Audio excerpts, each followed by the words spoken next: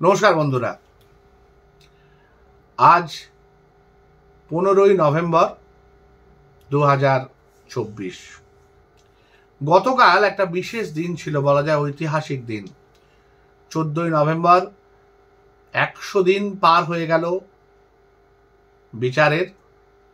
তার সাথে 14ই নভেম্বর চাচা নেহরুর জন্মদিন, চিলড্রেন্স ডে, আর ওয়ার্ল্ড ডায়াবেটিস ডে। 14ই অগাস্টের কথাটাও নিশ্চয়ই এখানে মনে পড়া দরকার। 14ই অগাস্টেরও প্রায় 90 দিন পূর্তি হয়ে গেল। 90-এর একটু বেশি হয়েছে যদি আমরা 31 তারিখের ডেটগুলোকে ধরি। দুটো 31 তারিখের ডেট ছিল এর মাঝখানে, 31 অগাস্ট আর 31 অক্টোবর। সেপ্টেম্বর আর নভেম্বর তো 30 দিনের, সেপ্টেম্বরটা 30 দিনের, তাই মোটামুটি ধরা যাক 92 দিন হয়ে গেছে 14ই অগাস্টের ইনসিডেন্সের। অদ্ভুত একটা দ্রোহকালের মধ্যে দিয়ে আমরা যাচ্ছি, যেখানে আমরা চোখের সামনে দেখছি যে একটার পর একটা খুন ধর্ষণ সংগঠিত হচ্ছে। কিছু ক্ষেত্রে মানুষ প্রতিবাদ করছে, কিছু ক্ষেত্রে পুলিশ সক্রিয় হচ্ছে, কিছু ক্ষেত্রে নিষ্ক্রিয় হচ্ছে। যেমন 14ই আগস্টের কথাটাই ভাবুন না। 14ই আগস্টে কারা যে ঘটনাটা ঘটালো, ওরকম একটা নৃশংস ঘটনা, গোটা আরজি করের এমার্জেন্সিটাকে তছনছ করে ছাড়খাড় করে দিল, ভেঙে চুরে। তাদের অ্যারেস্ট হয়েছিল, তাদের এখন কি স্ট্যাটাস? তারা জামিনে মুক্ত না তাদেরকে ধরে রাখা হয়েছে? তাদের কাছ থেকে কথা বলে কোন এমএলএ কোন এমপির মদতে তারা গিয়েছিল? পুলিশের কোন কর্তা তাদেরকে যাওয়ার ইনস্ট্রাকশন দিয়েছিল? কি ডাক্তারদের মধ্যে থেকেই কেউ ইনস্ট্রাকশন দিয়েছিল?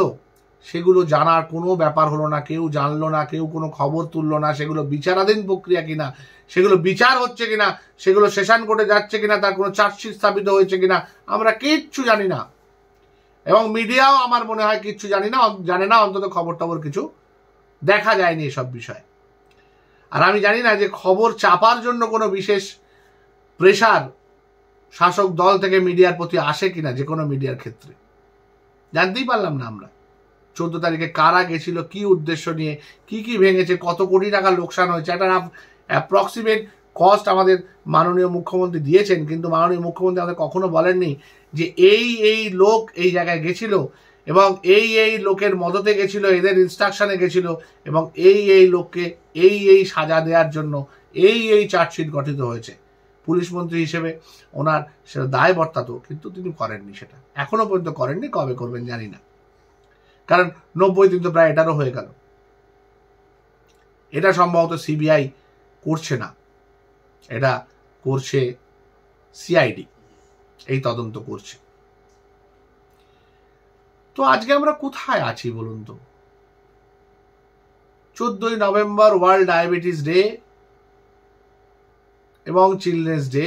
দিন দিন দেখা যাচ্ছে যে ভারতবর্ষে আগেই ডায়াবেটিক ক্যাপিটাল ছিল, ডায়াবেটিসের রাজধানী ছিল। দিন দিন শিশুদের মধ্যে ডায়াবেটিসের প্রবণতা বাড়ছে। ডায়াবেটিস কিভাবে হয়?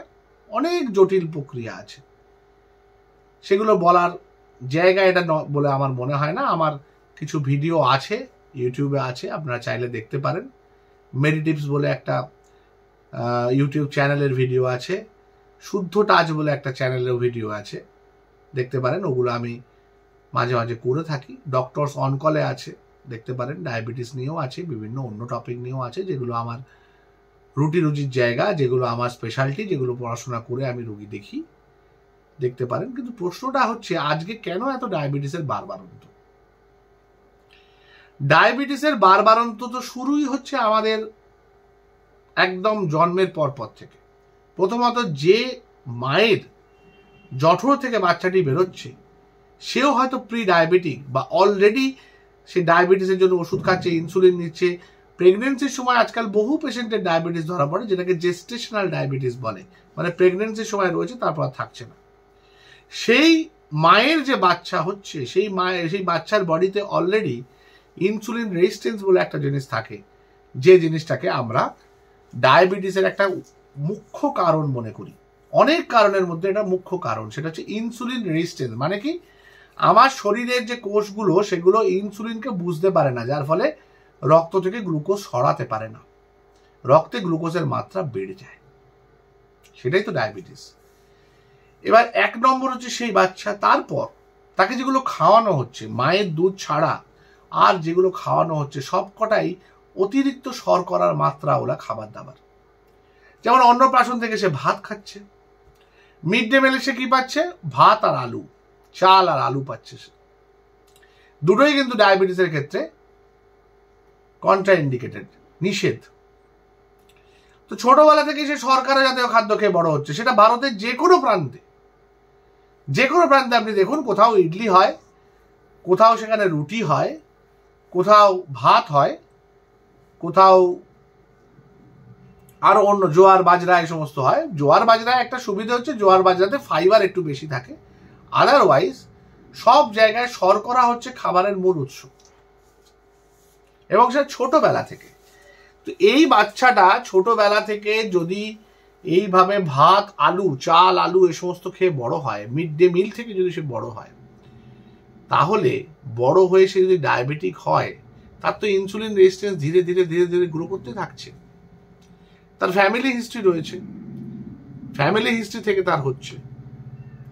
এবং অদ্ভুতভাবে দেখবেন ডায়াবেটিসের যে ওষুধপত্র, ইলেকট্রাল বন্টন যদি গুলো দেখেন, যদি যে কোম্পানিগুলো, ওষুধের কোম্পানিগুলো লার্জ অ্যামাউন্টে ইলেকট্রাল বন্ডে পয়সা দিচ্ছে, তাদের বেশিরভাগ প্রোডাক্ট কিন্তু ব্লাড প্রেশার এবং সুগার সংক্রান্ত ডায়াবেটিক প্রোডাক্ট। হ্যাঁ, হার্টের কিছু আছে, হার্ট তো ইনডিরেক্টলি এই দুটোর সাথে জড়িত অঙ্গাঙ্গিভাবে। ব্লাড সুগারের রুগী, ব্লাড প্রেশারের রুগী, কোলেস্টেরলের রুগী, এদেরই তো মূলত হার্টের প্রবলেম হয়, এগুলো তো রিস্ক ফ্যাক্টর। তারাই দেখবেন বেশি করে ইলেকট্রাল বন্ডে টাকা দিচ্ছে। এবং যত দেখবেন বাজারে ওষুধ আছে, বেশিরভাগ বাল্ক এবং কস্ট, সেটা আয়ুর্বেদ প্রোডাক্ট হতে পারে, সেটা হোমিওপ্যাথ প্রোডাক্ট হতে পারে, সেটা অ্যালোপ্যাথ প্রোডাক্ট তো হতেই পারে।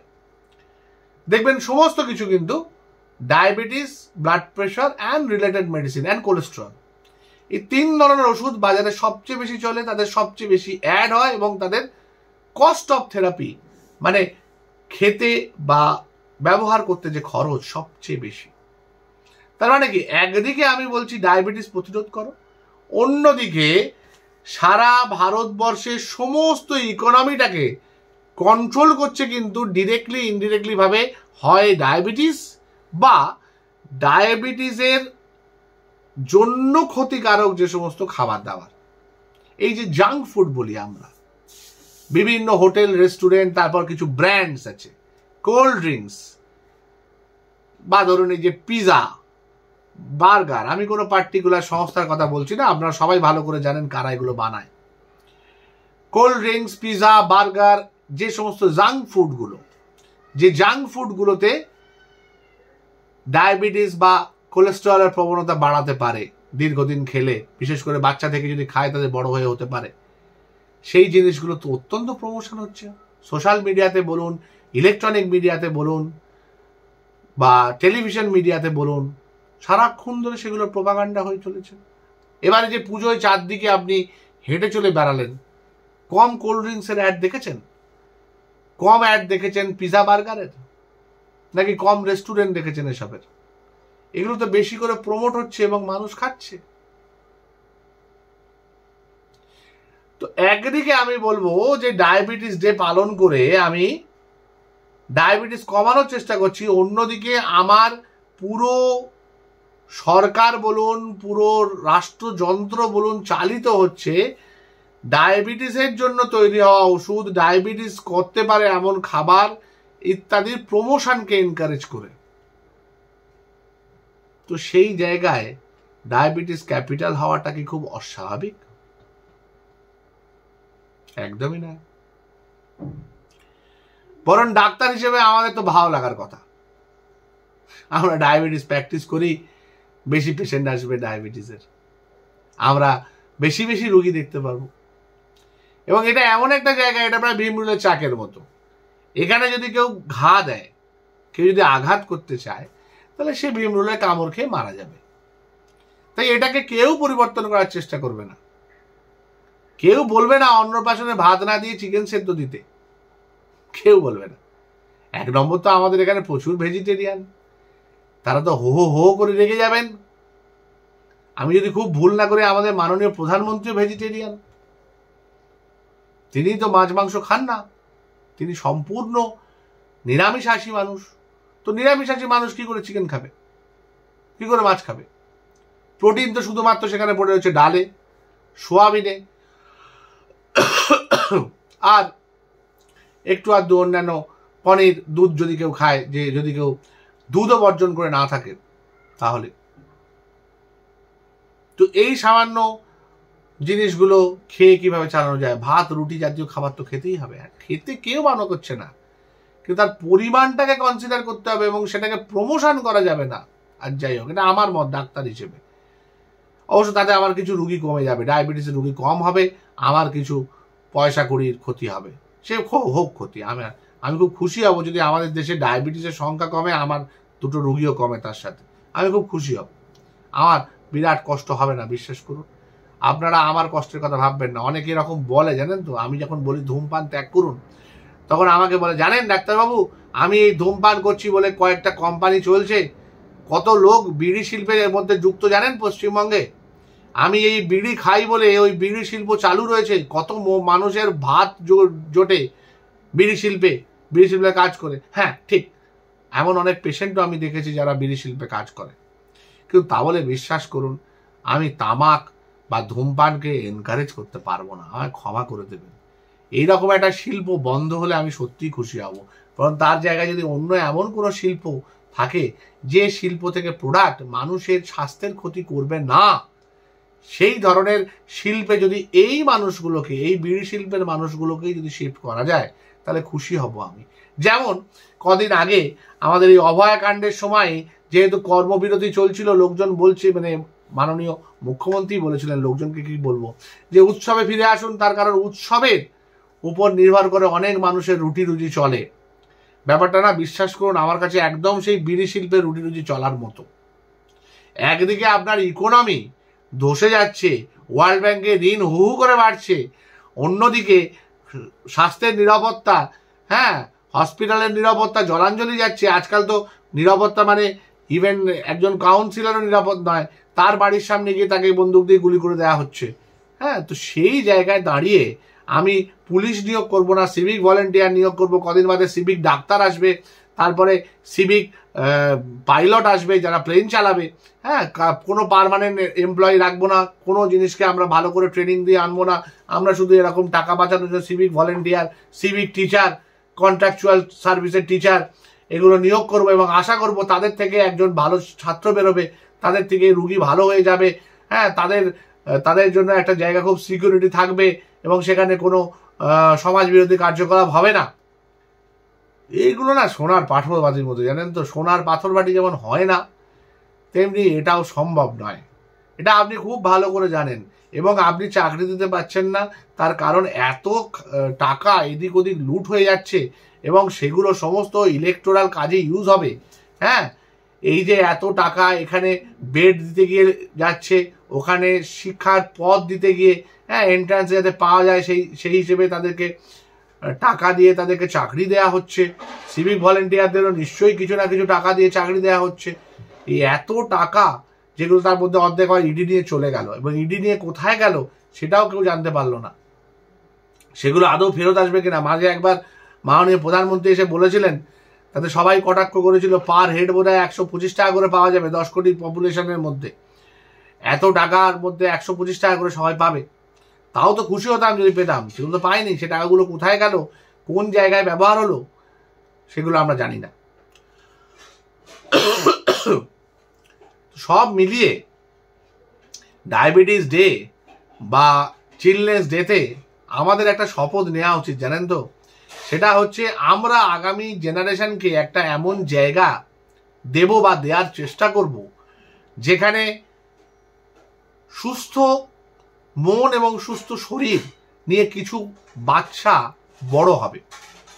তার জন্য আমি তাকে এমন একটা টিচারের কাছে পড়তে দেব, সে এরমভাবে টাকা দিয়ে ঘুষ দিয়ে আসেনি, যার মধ্যে এমন প্রবৃত্তি নেই যে একটা কোথাও বেড়াতে গিয়ে জয় শ্রীরাম বলতে পারে বা জয় বাংলা বলতে পারে বা জয় মাননীয় মুখ্যমন্ত্রী বলতে পারে, যার মধ্যে একটা পলিটিক্যাল আনবায়াসনেস থাকে, বা জয় হিন্দ বলতে পারে, সে ইনকলাব জিন্দাবাদও বলার দরকার নেই তার।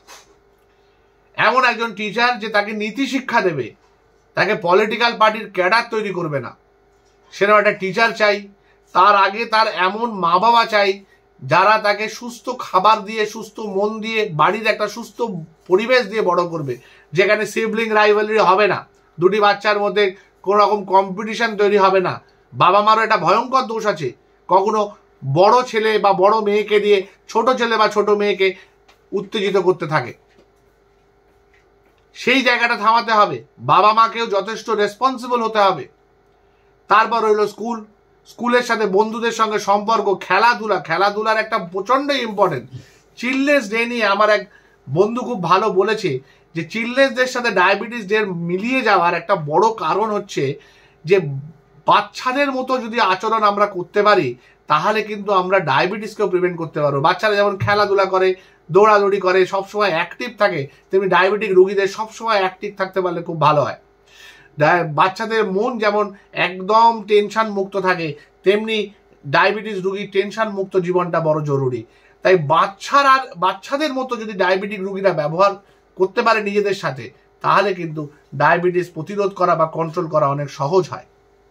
তো সেই জায়গায় দাঁড়িয়ে আমরা যদি একটা বাচ্চাকে একটা খুব ভালো স্টুডেন্ট লাইফ দিতে পারি, যে স্টুডেন্ট লাইফ সে মিস করবে। আজকাল বেশিরভাগ বাচ্চা স্কুল থেকে বেরিয়ে যাওয়ার পর আর স্কুলকে মিস করে না, কারণ স্কুলে সে তার সেই অ্যাটমসফিয়ার পায় না। সেখানেও সেই রেষারেষি, ঝগড়াঝাটি, কাটা ছেঁড়া, অভিভাবকদের মধ্যে সমস্যা, হ্যাঁ, স্কুলের টিচারদের সঙ্গে সমস্যা, স্কুলের টিচারদের সে অভিভাবক ভাবতে পারে না, স্কুলের টিচারকে সে শত্রু ভাবছে, স্কুলের টিচার সম্বন্ধে তার বাবা মা বলছে ওর থেকে খুব সাবধানে থাকিস, ওর মধ্যে কিন্তু একটা অদ্ভুত হিংস্রতা রয়েছে, ওই টিচার কিন্তু মারে, ওই টিচার কিন্তু কর্পোরাল পানিশমেন্ট দেয়, হ্যাঁ, ওই টিচার কিন্তু সঠিক নীতি শিক্ষা দেয় না, ওই টিচার কিন্তু শাসক দলের ক্যাডার, ওকে কিন্তু আমি দেখেছি মিছিলে মিটিংয়ে হাঁটতে। এই জিনিসটা যেন না হয়। স্কুল লাইফটা, পরবর্তীকালে কলেজ লাইফ, সেখানে পার্টি ইউনিয়ন, হ্যানা ত্যানা সব জায়গায় যেন সে সুস্থভাবে নিজের স্কুল কলেজ বা ছাত্র জীবন কাটিয়ে নিজের যোগ্যতা অনুযায়ী একটা চাকরি পেয়ে, বা যদি সে চাকরি করতে না চায় সে ব্যবসা করে, যে ক্রিকেটার হতে চায় সে ক্রিকেট খেলে, যে ফুটবলার হতে চায় সে ফুটবল খেলে, যে প্রফেশনে থাকতে চায় যেন ভালোবেসে সেই প্রফেশনে যায়, এবং সেই প্রফেশনে জীবনের শেষ দিন অবধি বা রিটায়ারমেন্ট অবধি সে যেন সৎভাবে মানুষকে না ঠকিয়ে, মিথ্যাচার না করে সুস্থভাবে জীবনটা কাটাতে পারে। এইটুকু হলে জানেন তো সমাজটা পুরো শুধরে যাবে। প্রত্যেকটা বাচ্চা যদি সুস্থভাবে, সুস্থ খাবার খেয়ে, সুস্থ পরিধান করে, সুস্থ শিক্ষায় শিক্ষিত হয়ে বড় হতে পারে, এবং তার আশপাশটা যদি তাকে একটা ভালো শিষ্টাচার দেয়, তাকে যদি সম্মান দেয়, তার এডুকেশনের বাইরে তার মনুষ্যত্বকে সম্মান দেয়, বাবা মা পরিষ্কার বলে দেয় যেন তার প্রকারে তোমার ফার্স্ট হতে হবে, তুমি টুকলি করো, ইত্যাদি করো, আমি জানি না, আমি বুঝি না, কিন্তু তোমার ফার্স্ট হতে হবে। এই জিনিসটা তো বাবা মার কাছ থেকে আসছে। থ্রেড কালচারটা তো শুরু বাবা মার থেকে হচ্ছে। আজকে থ্রেড কালচার নিয়ে আমার ভাই বোনেরা এত আন্দোলন করছে, কিন্তু থ্রেড কালচারের শুরু তো তাদেরও হয়েছে। খোঁজ নিয়ে দেখতে হবে তাদের অনেকের বাবা মা তাদের থ্রেড করেছে যে এমবিবিএস না পেলে বাড়ি থেকে বের করে দেবো, এমবিবিএস পেলে তোকে নতুন সাইকেল কিনে দেবো। আমাকে আমার বাবা মা বলেছিল যদি ফার্স্ট হলে তোকে সাইকেল কিনে দেবো। সেই ক্লাস 3 থেকে ফার্স্ট হওয়ার চেষ্টা করে করে ক্লাস 8-এ হয়ে প্রথম সাইকেল পেয়েছিলাম। তার আগে বন্ধুদের সাইকেল ধার করে চালাতে হতো। বুঝতে মানছি যে এটা একটা মোটিভেশনাল দিক আছে। তোমার সামনে মূলো ঝুলিয়ে দিলে, মূলোর ঝুটি ঝুলিয়ে নাকে আর কি গাধা ঝিমিয়ে থাকে, মূলোর গন্ধে টকবগিয়ে দৌড়ে চলে লম্ফ দিয়ে, যতই ভাবে ধরবে বলে ততই মূলো এগিয়ে চলে। সুকুমার রায়ের কবিতা, খুঁড়োর কল। সামনে মূলো ঝোলানো আছে, মূলোটা ধরতে গিয়ে সে জোরে জোরে হেঁটে চলছে, সাইকেলটা রেখে দেওয়া হয়েছে, তুই ফার্স্ট হলে সাইকেলটা পাবি, আর আমি সেই মূলো ধরার মধ্যে দৌড়ে যাচ্ছি। এরা সবাই, বেশিরভাগ লোকই, মানে বেশিরভাগ ছাত্রছাত্রী আমরা এটা করে যাচ্ছি, ওই মূলো ধরার জন্য দৌড়ে যাচ্ছি। কখনো কেউ বলে না, হ্যাঁ ডাক্তার হয়, ইঞ্জিনিয়ার হয়, কেউ বলে না মানুষ হ। মানুষ হওয়ার কথা কোনো বাবা মা বলছে না, হয়তো আমিও আমার বাচ্চাকে বলি না। তো আজকে 14ই নভেম্বর চিলড্রেন্স ডে এবং ডায়াবেটিস ডেতে আমরা একটা শপথ তো নিতে পারি যে আমরা আমাদের বাচ্চাদের, আমাদের সন্তানদের বা তাদের পরবর্তী যে জেনারেশন, সেই জেনারেশন যতটা আমরা দেখে যেতে পারবো, আরও হয়তো আর 30 বছর হয়তো থাকবো, তার মধ্যে হয়তো নিশ্চয়ই আরেকটা জেনারেশন দেখতে পাবো, আমরা যেন তাদের এইটুকু শিখিয়ে যেতে পারি যে তোরা শুধু একটা সুস্থ মানুষ হ, সুস্থ পরিবেশ তাদের দেওয়ার চেষ্টা করি শুরু থেকে শেষ অবধি, জন্ম থেকে বড় হওয়া অবধি।